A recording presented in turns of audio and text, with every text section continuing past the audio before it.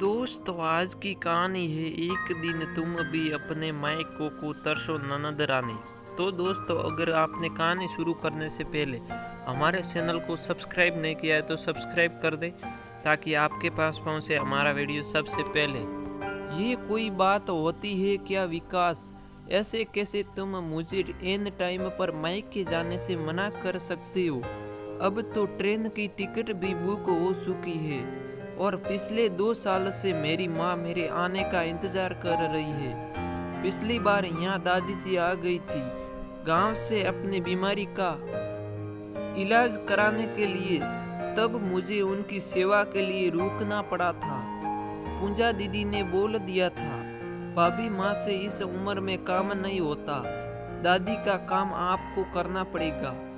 पर इस बार ऐसा क्या हो गया जो तुम और माँ जी मुझे मायके जाने के लिए मना कर रहे हो? वह भी तब जब मैंने पूरी तैयारी कर ली आपने मायके जाने की। मीनाक्षी गुस्से से विकास पर बड़बड़ाती जा रही थी। विकास मीनाक्षी के होठों पर अपनी अंगुलियां रखता है और बोलता है, अब बस करो मीनू यार, अब मैं भी देखो मम्मी के फैसले के आगे कुछ नहीं कर सकता। तुमको पता है 2 महीने बाद पूजा की शादी है, तो गांव से ताई जी और सासा जी का फोन आ रहा है कि आपने अपने दोनों बसों की शादी शहर में कर दी।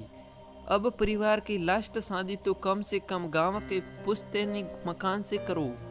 तो बस मम्मी और पापा जी दोनों ने अभी प्लान बना लिया है कि वह अपनी छोटी बेटी की शादी गांव से ही करेंगे।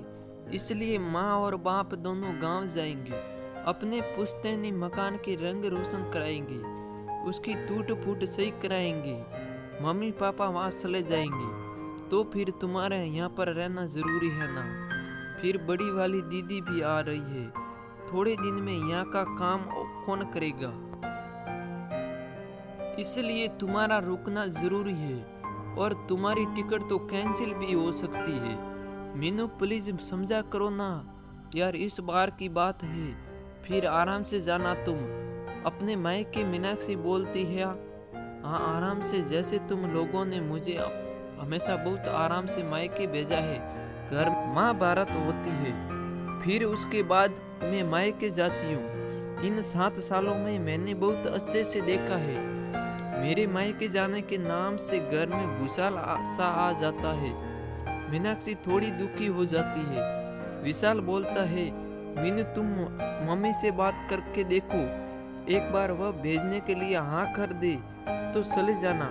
मीनाक्षी अपनी सास के पास जाती है और बोलती, माँ मुझे प्लीज 10 दिन के लिए ही सही पर एक बार मायके जाने दो। आपको पता है ना माँ से मिले मुझे कितना टाइम हो गया है, और यहाँ पर पूजा दीदी और थोड़े दिन में बड़ी दीदी भी आने वाली है, तो ये दोनों मिलकर घर का काम संभाल लेगी और मैं बस 10 दिन बाद वापस आ जाऊंगी। सिर्फ 10 दिन की बात है। माँ मीनाक्षी की बात सुनकर मीनाक्षी की सासू माँ बोलती है, वाह बहू वाह, थोड़ी तो शर्म कर, अगर इस बार मायके नहीं जाएगी तो कौन सा पहाड़ टूट जाएगा। तेरी ननद की शादी है, किसी दूसरे की नहीं, और तभी तक मायके से मन भरा ही नहीं क्या तेरा। और मेरी बेटी यहाँ पर मायके में छुट्टियाँ मनाने आएगी, तू वहाँ मायके जाकर आराम करे, वह यहाँ पर काम करे, कुछ तो शर्म लिहाज कर। तभी वहाँ पर पूजा आ जाती है और वह भी बोलने लगती है, भाभी आपको मायके जाने के अलावा कुछ सूझता नहीं है क्या?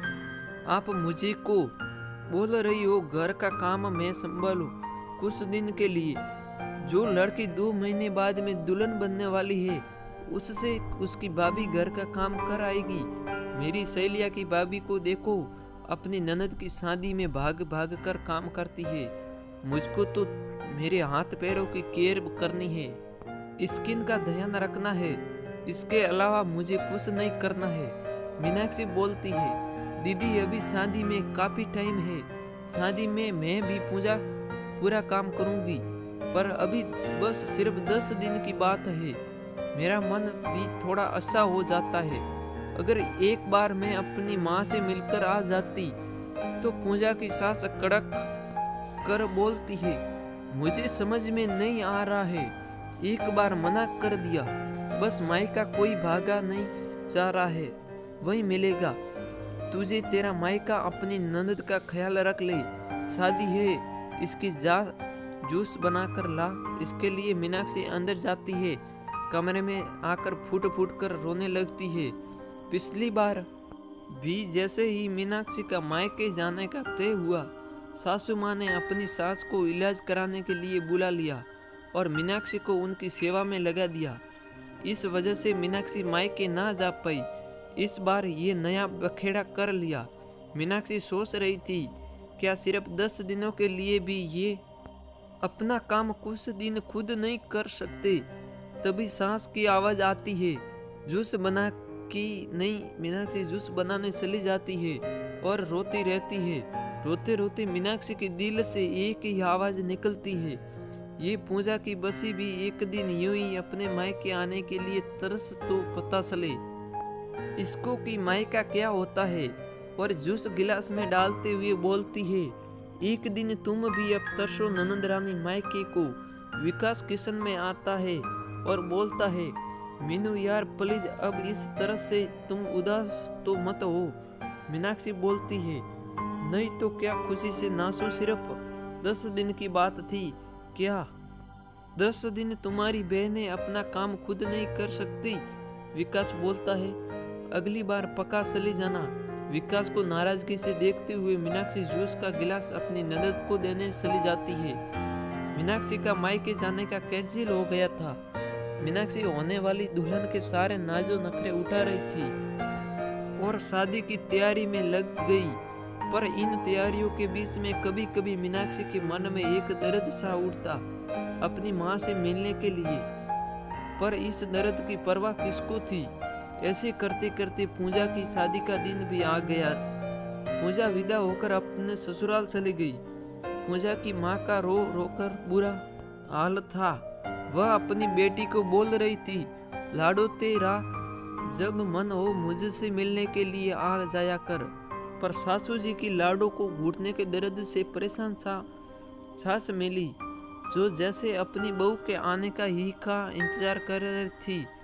पूजा की सास ने पूजा को अपने बेटे के साथ शादी की रीति रिवाज निभाने के नाम पर सिर्फ 2 बार मायके भेजा, और वह भी 2 घंटे के लिए। फिर फटाफट अपने बेटे के साथ वापस बुला लिया। पूजा की माँ बोलती रही, 2 रात तो मेरी बेटी को मेरे हाथ रुकने दो। दामाद बाबू बोले बोले माँ घुटने का ऑपरेशन कराएगी। अब वह अपनी बहू का ही वेट कर रही थी, कब बहू आए और कब वह ऑपरेशन कराए। इसलिए आपसे माफी चाहती हूँ माँ, पूजा को अभी हम 6 महीने यहाँ नहीं भेज सकते। जैसे ही माँ अच्छे से चलने लगेगी पूजा को मैं छोड़ जाऊँगा यहाँ पर आपके पास। पूजा और पूजा की माँ दोनों उदास हो गई।